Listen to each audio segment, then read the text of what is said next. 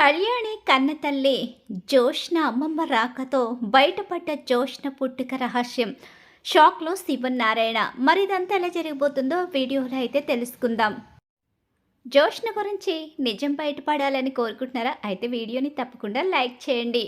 ఇక ఇంటికి వెళ్ళిన తర్వాత దీప కార్తీక్ని అడుగుతూ ఉంటుంది, బావా ఏంటిది, అసలు అక్కడ నువ్వు ఎందుకు అంతగా టెన్షన్ పడ్డావు? ఏం లేదు మరదలా, ఏదో ఉంది చెప్పు బావా అనేసరికి, ఏమీ లేదు, జోష్న నిన్ను చంపడానికి అక్కడ ప్రయత్నించింది, అడ్డుకుని జోష్నకి బుద్ధి చెప్పానులే అని చెప్పేసి కార్తిక్ చాలా సింపుల్గా తేల్చి చెప్పేసి వెళ్ళిపోతాడు. ఇక్కడ చూస్తే ఇక సుమిత్ర దశరథతో అంటూ ఉంటుంది, చాలా హ్యాపీగా ఉందండి, నిజంగా నా కూతుర్లో వచ్చిన మార్పు చూస్తుంటే చాలా సంతోషంగా ఉంది అని సుమిత్ర చెప్తూ ఉంటుంది. సుమిత్ర దశరథ్తో చెప్తూ ఉంటే, జోష్నలో ఈ మార్పు నిజమైతే నాకు కూడా సంతోషంగానే ఉంటుంది. జోష్నని ఇంతకాలం పెంచాను, కన్నబిడ్డ అనుకున్నాం కాబట్టి జోష్నను కూడా వదులుకునేది లేదు. దీపకి అత్యాశ ఉండదు, ఆస్తి గురించి దీప ఆశపడదు. కాబట్టి అక్క చెల్లెలలా కలిసి ఆస్తిని కూడా పంచుకొని సంతోషంగా ఉంటారు. నా కార్తీకు, నా అల్లుడు ఎప్పటికీ స్వార్థాన్ని చూపించడు, ఆ విషయం నాకు కూడా తెలుసు అని దశరథ తన మనసులో తను మాట్లాడుకుంటూ ఉంటాడు.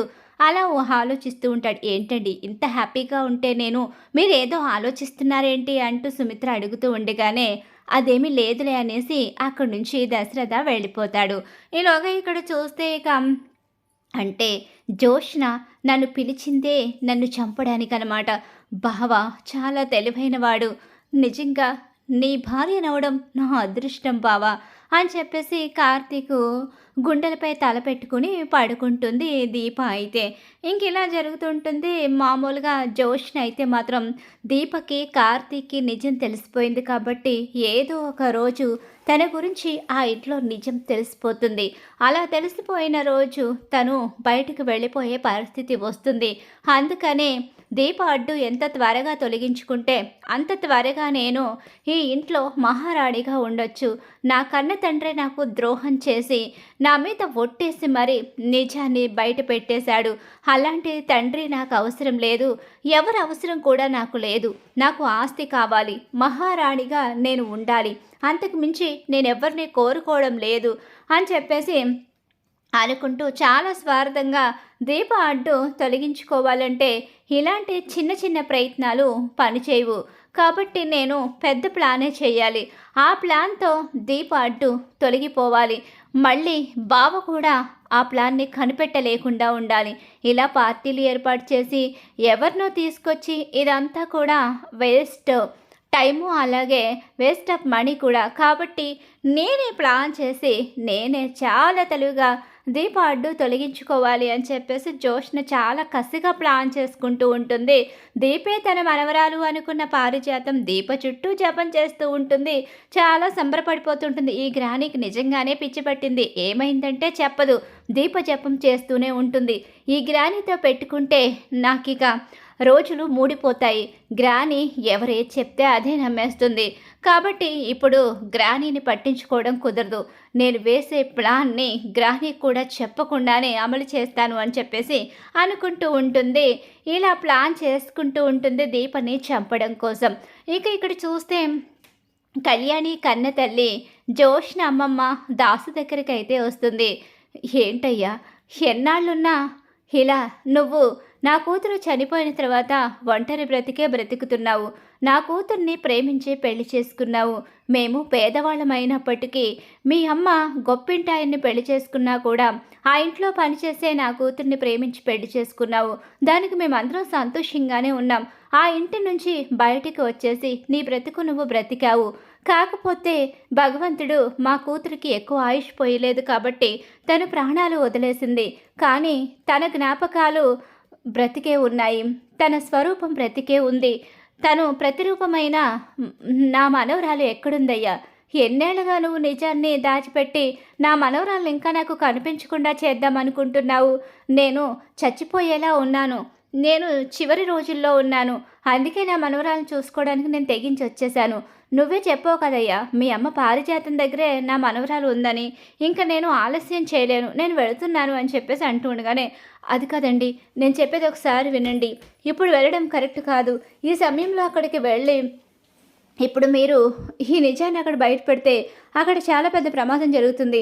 అంటే ఎన్నాళ్ళు నేను నా మనవరాలు చూడకుండా ఉండాలి? పుట్టిన దగ్గర నుంచి ఏ రోజు తన రూపం ఎలా ఉంటుందో కూడా చూడలేదు. చనిపోయిన నా కూతుర్ని నా మనవరాల్లో చూసుకోవాలని ఎంతో ఆశపడ్డాను. కాకపోతే అక్కడ వైభోగంలో బ్రతుకుతుంది అన్నావు. తను గొప్పింటి అమ్మాయిగా ఉందని చెప్పావు. తనకున్న వైభోగాన్ని, తనకున్న అదృష్టాన్ని నా చేతులతో నేను తీసేయడం ఇష్టం లేక ఆ రోజు నుంచి ఈ రోజు వరకు నేను ఆ గడప దొక్కలేదు. అలా నీకు మౌనంగా ఉండలేను. ఇన్నేళ్ల తర్వాత నా మనవరాల్ని కాదని ఆ స్థానాన్ని ఆ ఇంట్లో వాళ్ళు ఎవ్వరికి ఇవ్వరు. నా మనవరాల స్థానం గట్టిపడిపోయిందని నాకు అర్థమవుతుంది. అందుకే నేను వెడుతున్నానని చెప్పేసి బయలుదేరిపోతుంది. 2 అడుగులు 3 అడుగులు ముందుకు వేస్తాడు. ఆగండి ఆగండి అని దాసు పిలుస్తూ ఉంటాడు. అయినా సరే ఆవిడ వినిపించుకోదు. కానీ అడుగు వెనక్కి వేసేస్తాడు దాసు. ఎందుకో వెళ్లకుండా ఆగిపోతాడు. ఎందుకంటే, భగవంతుడా, ఏంటయ్యా నీ లీల? నా నోటి వెంటే నా కూతురి భవిష్యత్తు గురించి ఇక ఆలోచించకుండానే అక్కడ అవతల మరో ఆడపిల్ల భవిష్యత్తు నాశనం అయిపోయింది కాబట్టి నిజాన్ని బయట పెట్టించేశావు. అలానే అందరికీ నిజం తెలియదు. కానీ నా కూతురికి అత్యాశ ఎక్కువైపోయి ఆ ఇంటి ఆడపిల్లనే చంపాలి అనుకుంటుంది. మా అమ్మే మూర్ఖురాలనుకుంటే మా అమ్మ కన్నా మూర్ఖత్వంగా తయారైంది నా కూతురు. మరి ఇప్పుడు ఇదేంటయ్యా? ఈవిడ్ని ఇన్నేళ్ళగా అసలు లేంది ఇప్పుడు ఈవిడ్ని ఎందుకు రప్పించావు? అంటే ఇది కూడా నీ మాయేనా? అంటే నిజం బయట ఎలా పడాలో సమస్యల్లో సందిగ్ధంలో ఉన్న మాకు ఈవిడే సొల్యూషనా? సరే, నువ్వేం చేయాలనుకుంటున్నావో నాకు తెలియదు. భారం నీ మీదే వేసేస్తున్నాను. ఈ విషయం ఇప్పుడు కార్తీక్కి ఫోన్ చేసి చెప్పినా అనవసరమనే అనిపిస్తుంది. జోష్న మరింతగా రెచ్చిపోతుంది. ఆ రోజు పార్టీ పూర్తయిన తర్వాత కార్తీక్తో నాతో జోష్న మాట్లాడిన మాటలు వింటే నాకు చాలా గాయంగా అనిపించింది. అలాగే జోష్నలో క్రూరత్వం మరింతగా పెరిగిపోయి దీప విషయంలో జోష్న ఏ క్షణంలో ఏం చేస్తుందని భయపడుతూ బ్రతికే కన్నా ఒక్కసారి నిజం బయటపడిపోతే అప్పుడు జోష్న ఇంట్లోంచి వచ్చేస్తుంది. ఇంకా ఆస్తి ఎలాగో జోష్నకి రాదని తెలిసిపోతుంది కాబట్టి అప్పుడైనా జోష్నలో మార్పు రావచ్చేమో అని చెప్పేసి ఇక ఉండిపోతాడు దాసు వెళ్లకుండా. ఈ విషయాన్ని కూడా ఎవరికి చెప్పడు. ఈలోగానే ఇక్కడ జోష్న, అమ్మ జోష్న, అమ్మ జోష్న అంటూ గబగబా లోపలికి వస్తుంది ఒక ఓల్డ్ లేడీ. అలా వచ్చేసరికి, ఎవరివిడా? ఎవరమ్మా మీరు? మా మనవరాల కోసం వచ్చారా అని శివనారాయణ అంటూ ఉంటాడు. ఈవిడ కళ్యాణి వాళ్ళ అమ్మ కదా? మరి జోష్న కోసం ఎందుకు వచ్చింది? జోష్నే తన మనవరాలు అనుకుంటుందా ఏంటి? అమ్మో, ఇప్పుడు కనుక నిజం బయట పెట్టేస్తుందంటే ఈ ముసలోడు నన్ను చంపేస్తాడు అని ఎవరు నువ్వు? వెళ్ళమ్మా ఇక్కడి నుంచి. ఇప్పుడు ఎందుకు వచ్చావు ఇక్కడికి? అయినా నా మనవరాల కోసం ఎందుకు వచ్చావు? నువ్వు ఆగవమ్మా, నువ్వెవరో నాకు తెలీదా ఏంటి? నువ్వు నా అల్లుడు దాసు కనతలివే కదా? అంటే మీరు?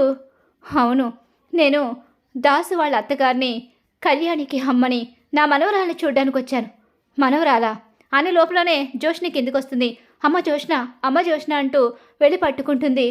అదేంటండి, మీ మనవరాలు అన్నారు, మా మనవరాలు జోష్ని పట్టుకుని ఎమోషనల్ అవుతున్నారేంటి? ఇదే కదా నా మనవరాలు. మీ మనవరాలేంటి? తను మా దశరథ కూతురు. అయ్యో, ఇంకా కూడా ఈవిడ గారు చేసిన నిర్వాహకం మీకు తెలియలేదా? అంటే మా వియ్యపురాలు గారు బిడ్డల్ని మార్చేసి తన కొడుకు కూతుర్ని ఈ ఇంటి మహారాణిని చేసి మీ ఇంటి ఆడబిడ్డని అయితే ఎక్కడో వదిలేసింది. తను ఎప్పుడో చచ్చిపోయి ఉంటుందిలేండి.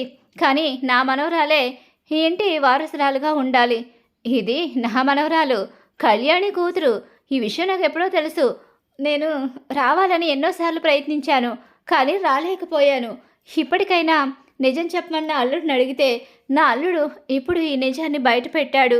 నేను చావు చివరి అంచుల్లో ఉన్నాను. అందుకే నా మనవరాలు చూడడానికి వచ్చాను. ఇది మీ మనవరాలు కాదు, నా మనవరాలు. అలా అని ఆస్తిని ఇవ్వనంటారు ఏమో. ఇవ్వనంటే ఇన్నేళ్ళు పెంచినందుకు మేము కేసు వేసి మరీ ఆస్తిని లాక్కుంటాము అని చెప్పేసి చాలా తేలిగ్గా అవలేలగా నిజాన్ని బయట పెట్టేస్తుంది. ఒక్కసారి అక్కడే ఉన్న జోష్నకి అలాగే పారిజాతానికి చాలా పెద్ద షాక్ ఎదురవుతుంది. ఆ మాటలు విన్న సుమిత్ర ఒక్కసారి షాక్ అయిపోయి నిర్ఘాంతరాలైపోయి నిలబడిపోతుంది. ఇక ఈలోగా ఆ శివనారాయణ పెద్ద షాక్‌కి గురవుతాడు. ఏంటి ఇదంతా అని చెప్పి అనుకుంటూ ఉండగానే, ఇదంతా నిజం నాన్న అని దశరథ జరిగిన విషయం మొత్తం బయట పెట్టేసరికి ఇక జోష్నకి ఊహించని షాకే ఎదురవుతుంది. అసలు ఈ నిజం బయట పడకూడదు అనుకున్న జోష్న మాత్రం చాలా పెద్ద షాక్‌కి గురవుతుంది తన అమ్మమ్మ రాకతో. మరి రాబోయే కథలో ఖచ్చితంగా ఇలా అయితే జరగబోతుంది. ఇలానే జరగాలని మీరు కోరుకుంటున్నారా? అయితే వీడియోని తప్పకుండా లైక్ చేయండి.